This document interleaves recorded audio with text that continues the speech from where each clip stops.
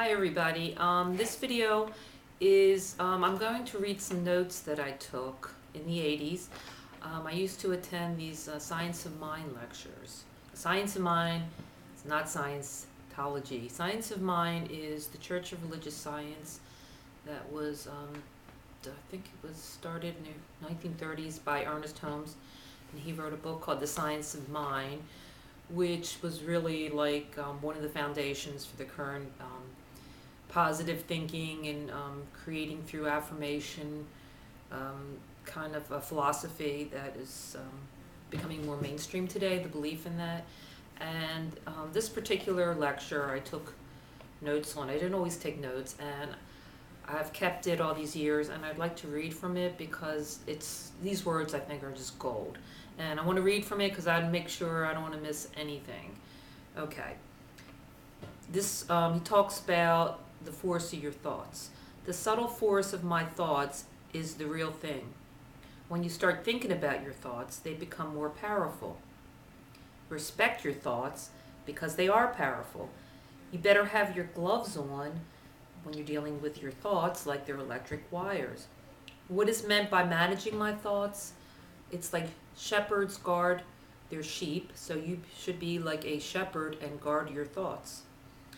Bad thoughts such as feeling greedy, jealous, spiteful, malice, anger, disappointment, depression, lose them and let them go. You should have good thoughts, healthy and wholesome thoughts that have no connection to what's happening in your life. For example, thoughts of love in a place of no love is an important thought.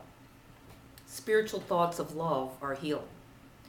You should say, all I experience in my life is joyful, loving, healing, and good. And this is the important thing. Do not hold on to disappointment. Say, I feel fine. It will work out, and let it go. Even if you don't believe it, just keep saying that and do your best to try and let go of disappointment. The inner mind is less argumentative, more kindly and peaceful, less filled with cantankerousness, less peevish, less childish, picky. Your inner mind is less argumentative, more kindly and peaceful. The less filled with cantankerousness, the less peevish, childish, picky, and nasty you become. So letting go of your negative thoughts and emotions, the more in tune with the universe that you get. When you are nasty and bitchy, you get out of touch. And when you're a sweet disposition, you're in touch. Get rid of the trash. Get rid of the negative thoughts. There's a lot to think about when you give up troubles. Fill your mind with the highest thoughts. Look at discord and say it's not real. There's no truth to it. If the appearance of things are currently bad, say and affirm the marvelous will take precedence over the appearance of things. Whatever it is that you want, claim it and say this, whatever it is a divine idea. It will prosper at every level. Powerful statements of good are more powerful than the condition itself. And this is very important. A condition is not a thing or an entity. We are. The humans make up the condition. And this is another good point. I don't know where it fits in with all this, but criticalness comes from people who are behind you. No one ahead of you will be critical of you. And I really have referred back to this over the years, and it's really helped me. And it's not always easy to do, I know, but it's you should always strive for it. And the more you strive for it, the more you're able to let go of the negative emotions, the more in touch with the universe you get, the more your world will change for the better, the more you will be able to manifest the good things in your life that you want.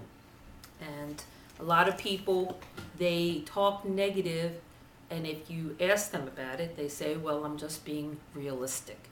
And they will be very happy to be a Debbie Downer and tell you about all the bad things that are happening, all over the world and in the economy of another state that doesn't even affect us or affect that person.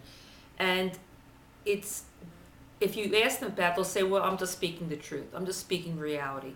And technically, yeah, they are. They're not saying anything that's not reality, that's not happening. But the point is, why talk about things like that? It's not, unless it's something you need to know in your life specifically to help you, why talk about it even if it is true? It's better not to talk about these things at all, and even better to affirm positive things. Even in a bad economy, people still have jobs. Even if 10% unemployment means 90% employment. So keep affirming these ideas and don't keep looking for the negative, because you'll find it if you're looking for it.